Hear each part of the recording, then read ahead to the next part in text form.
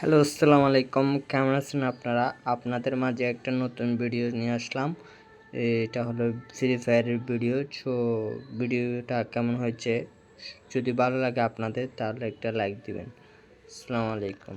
Finally কিন্তু অনেক জল্পনা কল্পনা শেষে সৌদি আরবের রিয়াদে 18টি দেশের 18টি দলের নামি দামি স্পোর্টস প্লেয়ারদের নিয়ে শুরু হয়ে গেল ফ্রি ফায়ার ওয়ার্ল্ড কাপ 2025। আর এই ওয়ার্ল্ড কাপে সৌদি আরবের রিয়াদে বসে আমাদের বাংলাদেশের হয়ে প্রতিনিধিত্ব করতেছে টিম রেড হক। Red Hawks! Bangladesh bold entry, hot drops, hotter M.